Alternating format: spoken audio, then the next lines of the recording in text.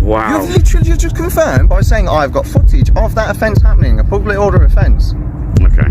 Haven't you? You've just... Welcome back, where we expose misconduct, defend your rights, and demand real accountability.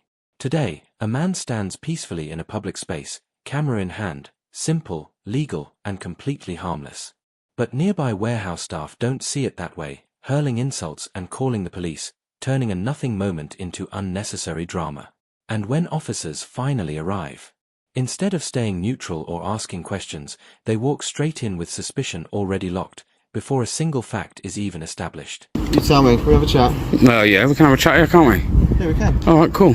So all I've done today is make some video footage, and I've stuck to everywhere that I'm allowed, apart from apparently Amazon, where I wasn't allowed to step on their site. Who's allowed you permission on the site? No one's allowed me permission. This is all public, bro. Don't treat me like I'm silly. Yeah, I do this a lot. You just said... Again, identify for me as well, please. Identify Before you do. Myself, you do. Colour. Okay, what's yours as well, please? Yeah. Okay, cool.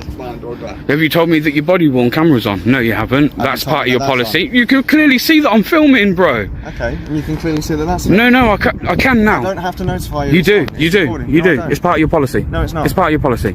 This has been proven before that it's part of your policy. Stop. You just stated that you have been allowed... No, I don't have to stop. I'm trying to ascertain what's happening. I don't have to... Listen, bro, I don't want to interrupt you, but to be honest, I don't want to speak to you, yeah? I'm going about doing my civil right. I'm allowed to go around and film in public areas. Been allowed. Who has allowed you? My rights as a human being in this country. And they have a right to know who is filming or taking photographic images of the building. No, they don't. No, they don't. No, they don't. Yes, they do. What's most striking is the officer's confidence while getting the basics completely wrong. He claims filming in public requires permission, ignoring Article 10 of the Human Rights Act 1998, which clearly protects the right to record and share information. Meanwhile, he brushes aside his own body-worn camera policy, which requires officers to inform people when they're being recorded. In one moment, he skips a rule that binds him while enforcing a restriction that doesn't even exist, and that contradiction says everything about his mindset. On my way to taking someone to professional standards for exactly the same thing. Okay. Trying to trump up charges that aren't there. Yeah, which is... No, listen. No, I'm not saying that you are. You're trying to tell me though... You're not telling me what has happened. You're just saying you're doing your civil right. Doing what? Taking images. Filming the building. The building. Amazon, look at this place. It's huge. I know it's huge, but why? What's the reason why? Because I like to. I don't have to tell you that. No, I'm just trying to understand why. But I know, but I'm going to stick to it. I don't have to tell you that. And that's, you can say that being as awkward. How am I supposed to ascertain what's happening? You don't have to ascertain anything until I've committed the broken... I've had an incident that's been called... Have I committed an illegal offence? Well, as far as what we've heard on the call is that there's been swearing and shouting, so I need to know who that's been coming from. Those down there, and the video's got it to prove it. Right, and can you show me that? Yes, I can. Because if you're involved in that and you've been shouting and swearing, that is an offence. That is something I need to ascertain what has happened. Of course. Hey, you know this camera? You see this camera? It's an independent witness. Yeah, so that's another reason I film, because when stuff like this happens, yeah, when people try and say stuff happened that didn't happen, we can now go back to this footage and see, can't we? What we've heard on the call is that there's been lots of shouting and swearing going on. Right, so we need to ascertain what that's in relation to. So if people, that's called public order, that is an offence, yeah? And I'm here to try and ascertain what has happened. The officer tries to reframe his approach as simple fact-finding, but the footage tells a different story. From the start, it was assumptions and accusations, including claims of swearing that the camera flat-out contradicts. And that's exactly the point. When false allegations can appear out of nowhere, the camera is the only thing standing between you and an unchallenged narrative. Without it, a basic conversation becomes a one-sided accusation, and you're left with no way to defend yourself. You're not being very forthright with me, and I understand why, because I don't have to. Because I don't have to. Yeah, but I have to ascertain what's happened. Yeah, but I don't have to still tell you, bro. This is what I'm like, until I commit an offence. Okay. Yeah? And you're saying a public order offence, yeah? An offence has been committed. Where is the person that feels harassed, alarmed and distressed? Where are they? Who are they? You have to have a complainant. Where's the complainant? No, it doesn't. Where's the complainant? No, it has to be an assumed person. A person of reasonable firmness. You think you know your legislation, but if you do... That's all you guys want to deal with is legislation. What about what you swore to when you took up your job?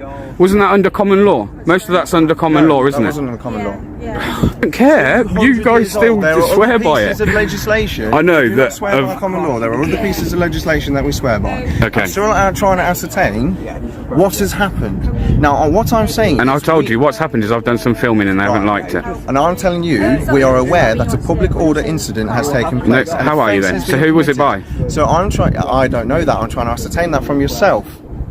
You were reported to be involved. I've come here. I'm trying to ask you what has happened. Now, so how do you know that one's taken place? If you don't know who done it, we can hear it on the call. No, no one at the time, and that you're now lying. You're lying because I was filming at the time when that call apparently would have come through. Caught it.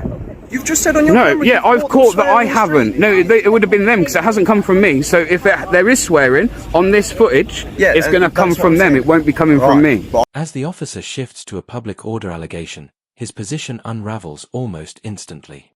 Bear Britton asks one simple question: who actually experienced harassment, alarm, or distress? And it cuts straight to the problem. Public Order Act offences require a real, identifiable impact. Instead of answering, the officer dismisses the point, insists a complainant isn't needed, and accuses the other side of not understanding the law. Then he doubles down, claiming he heard swearing during the call, something the footage directly disproves. One unsubstantiated claim, fully exposed by the camera. Without that recording, it could have easily become the basis for further action. I don't know that. Okay. You're not showing me and even that, even this footage now, I don't have to, but I will. I will, just because I can't wait to prove you wrong. Showing me anything to the contrary.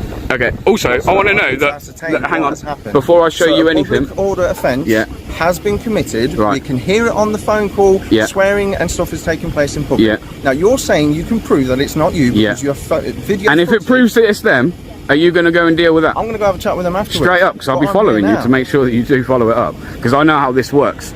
If I'm swearing in here, you're going to deal with that. But if it comes back that they're swearing in it, you won't deal with that. I ain't stupid. To be honest, I want to go about my business. Am I detained? I'm happy to let you go. Am I detained? Am I detained? I just need to know what's happening. Yeah, and I'm asking, am I detained? So I'm free to go. Am I free to go? Well, I need to confirm your identity, so that's you don't need to confirm my identity. I don't have to give it you till till an offence has been committed. I do not have to give it you. Has been committed. No, it hasn't. No, it hasn't. You turning up and saying an offence has been committed doesn't mean one's been committed. No, it hasn't. It's been committed, and you've just confirmed it by saying you've got footage of it on your phone. Oh, wow. You've literally just confirmed by saying I've got footage of that offence happening, a public order offence. Okay. Haven't you? You've just said that. Okay. When Bear Britton asks the key question, am I being detained? The officer dodges a straight answer and simply states he isn't happy to let him leave. That's not how police powers work. Personal feelings don't justify restricting someone's movement. The justification then shifts to identity, demanding personal details, but that only holds where there's a legitimate legal basis, usually tied to a specific offense or grounds for arrest. Here, it looks like the officer is working backwards, assuming something unlawful happened and using identity demands to fill in the gaps.